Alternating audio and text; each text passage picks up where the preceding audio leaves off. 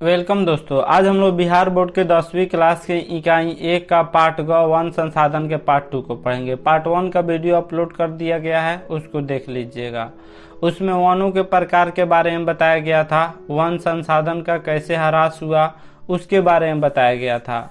इसमें हम लोग जानेंगे वन संपदा एवं वन जीवों का ह्रास एवं संरक्षण को जानेंगे। यह पार्ट 2 है। पार्ट 1 पढ़ के पार्ट 2 पढ़िएगा तो यह पूरा चैप्टर कंप्लीट हो जाएगा।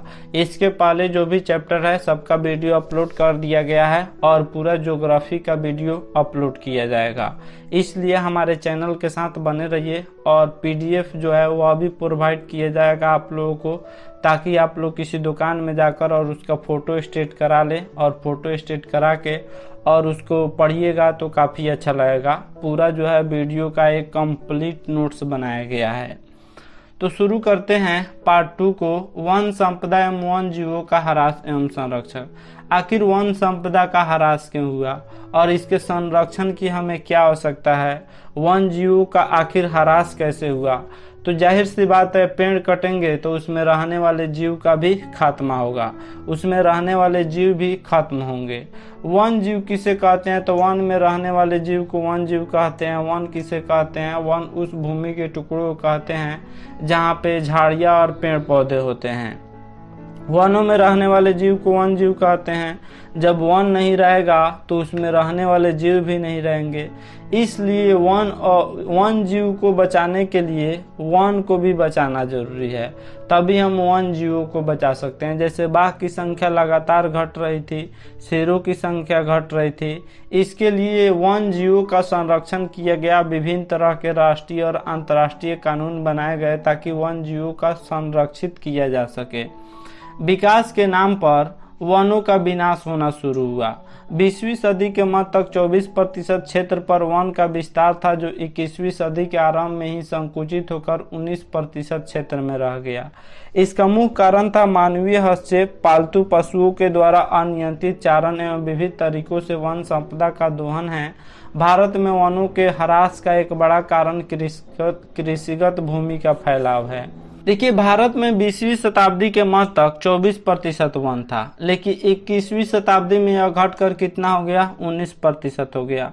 आखिर वन लगातार कमी क्यों हो रही है, वनों में लगातार कमी क्यों हो रही है, तो इसका मुख्य कारण मानवीय हस्तक्षेप, यानी मनुष्य जो थे वह पेड़ पौधों को काट कर घरों में उसका इस्तेमाल करते थे, या रेलगाड़ियों में, या रेल पटरियों में, या उद्योग धंधे में इसका इस्तेमाल किया जाता था। तो पहला कारण यह हुआ वन विनाश का। दूसरा कारण यह हुआ कि पशुओं द्वारा ज्यादा चारा किया गया, पशुओं द्वारा वन में ज्यादा जो है चराया गया, जिसके कारण जो है वन का विनाश की प्रक्रिया शुरू हुई और विभिन्न तरीकों से वन संपदा का दोहन या फिर जो उसका तस्करी, पेड़ पौधों का तस्करी किया जाता था, उसके लकड़ियों को काट कर बेचा जाता था, जिसके कारण वनों में ह्रास देखने को मिला। उसके बाद बड़ी मात्रा में रेल मार्ग, पहले जब रेलगाड़ियां बनती थी तब उसमें अधिकतर लकड़ी का इस्तेमाल होता था, या रेल पटरियां जो होती थी जिस पे रेलगाड़ी दौड़ती है उसमें भी लकड़ी का इस्तेमाल किया जाता था। उसके बाद सड़क निर्माण में बहुत सारे पेड़ों को काटा जाता है, क्योंकि उसके मार्ग में, उसके रास्ते में जो भी पेड़ आते हैं उसको काट दिया जाता है। या रेल मार्ग के निर्माण में उसके रास्ते में जो भी पेड़ आते हैं लाखों पेड़ काट दिए जाते हैं। उद्योगों के विकास में लाखों पेड़ काट दिए जाते हैं, उसमें भी वनों का ह्रास होता है। एवं नगरीकरण, और नगरीकरण के कारण पेड़ पौधों को काटकर उस पर घर बनाया जाता है, जिसके कारण वन विस्तार को बड़े पैमाने पर तहस नहस कर दिया। सबसे बड़ा वन विनाश का कारण था रेल मार्ग, सड़क मार्ग निर्माण, औद्योगिक विकास, उद्योगों का विकास जिसमें फैक्ट्री आते हैं, कल कारखाने आते हैं, और नगरीकरण, किसी गांव का आबादी का बढ़ना नगरीकरण कहलाता है, यानी नगर के रूप में विकसित होना ही नगरीकरण कहलाता है। तो नगरीकरण ने बड़े पैमाने पर वन को तहस नहस कर दिया।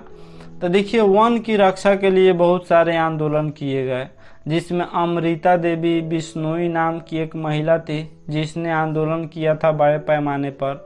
उसके बाद सुंदरलाल बहुगुणा, जिनका 6-7 दिन पहले मृत्यु हो गई थी, उन्होंने चिपको आंदोलन के द्वारा पूरी दुनिया का ध्यान वनों की ओर आकर्षित किया था।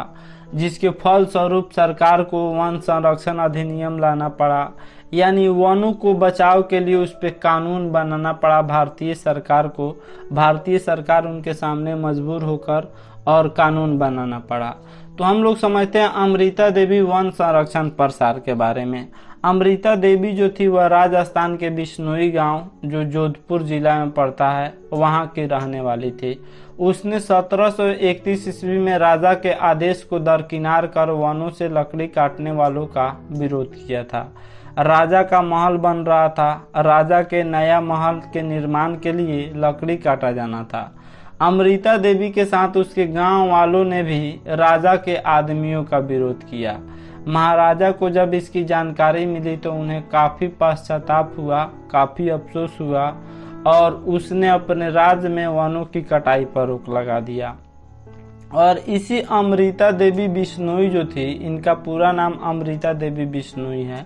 चूंकि यह बिश्नोई गांव के रहने वाली थी इसलिए इनके नाम में बिश्नोई जोड़ दिया गया है।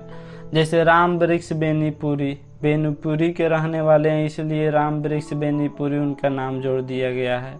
जैसे जौहर कानपुरी, कानपुर के रहने वाले हैं इसलिए उनका नाम जौहर कानपुरी रख दिया गया है। राहत इंदौरी, इंदौर के रहने वाले हैं इसलिए वह अपना नाम राहत इंदौरी बताते हैं। उसी तरह अमृता बिश्नोई जो बिश्नोई की रहने वाली है इसलिए इनके नाम में बिश्नोई लगाया गया है। यह एक टाइटल होता है, अपने गांव को नाम ऊपर करने के लिए बड़े बड़े लोग जो हैं वह उस गांव के बाद उस अपने नाम के बाद में अपने गांव का टाइटल लगाते हैं। तो अमृता देवी के इसी के जो है वह अमृता देवी ने जो आंदोलन किया था उसे प्रेरणा लेकर ही सुंदरलाल बहुगुणा ने टिहरी गढ़वाल जो उत्तराखंड में पड़ता है वहां पे उसने चिपको आंदोलन की शुरुआत की हुई थी। तो अमृता देवी बिश्नोई से प्रेरणा लेकर ही चिपको आंदोलन के प्रवर्तक सुंदरलाल बहुगुणा ने चिपको आंदोलन की शुरुआत की हुई थी। नेक्स्ट है वन प्राणियों के संरक्षण के लिए संरक्षित क्षेत्रों में राष्ट्रीय उद्यान, विहार या अभयारण्य तथा जैव मंडल सम्मिलित है। वन प्राणियों के सुरक्षा के लिए उनको अच्छा जगह, उनके अनुसार वातावरण के लिए राष्ट्रीय उद्यान, विहार या अभयारण्य और जैव मंडल सम्मिलित किया गया है। राष्ट्रीय उद्यान किसे कहते हैं? तो राष्ट्रीय उद्यान ऐसे पार्क का उद्देश्य वन प्राणियों के प्राकृतिक आवास में वृद्धि एवं प्रजनन की परिस्थितियों को तैयार करना है। हमारे देश में राष्ट्रीय उद्यान की संख्या 85 है। तो जैसे संजय गांधी जैविक उद्यान पटना में है, संजय गांधी जैविक उद्यान जो एक राष्ट्रीय उद्यान है।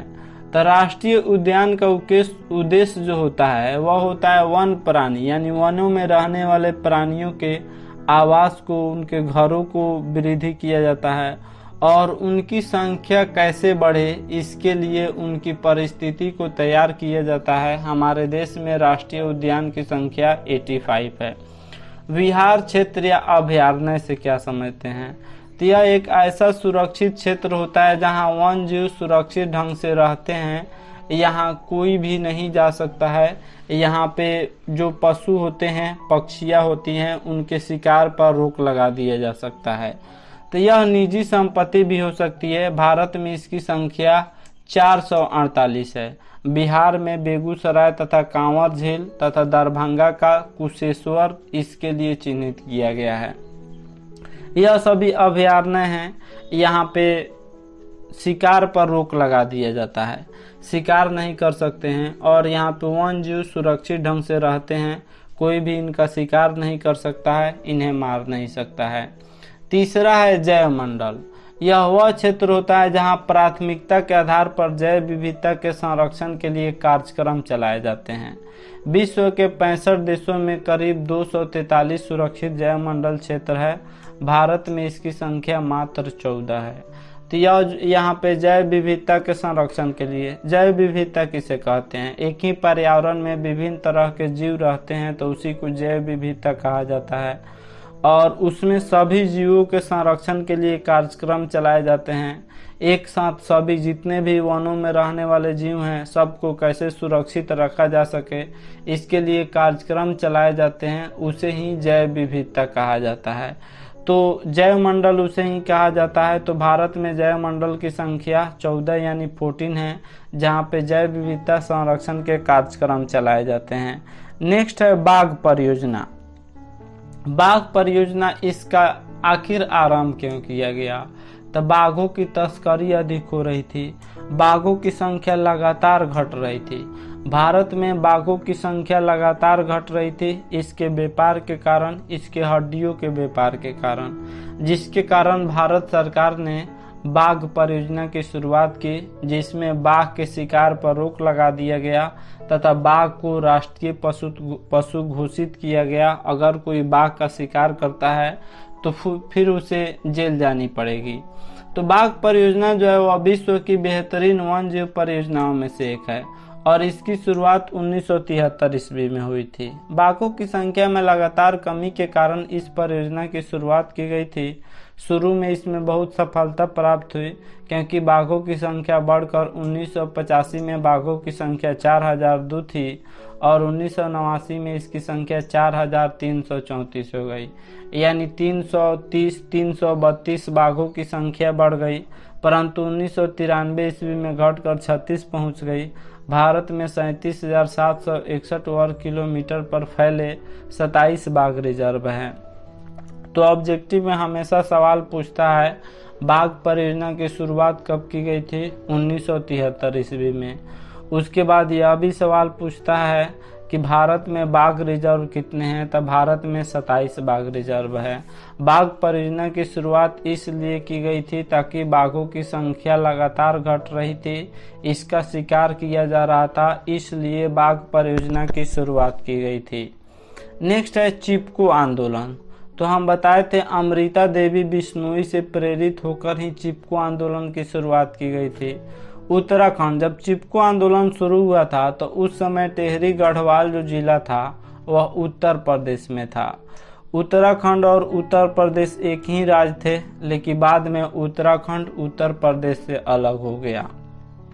तो जो उत्तराखंड राज्य का टेहरी गढ़वाल पर्वतीय जिले में सुंदरलाल बहुगुणा के नेतृत्व में अनपढ़ जनजातियों द्वारा 1972 में आंदोलन आरंभ हुआ। 1972 में आंदोलन आरंभ हुआ और 1973 में भारत सरकार ने बाघ परियोजना लॉन्च कर दिया।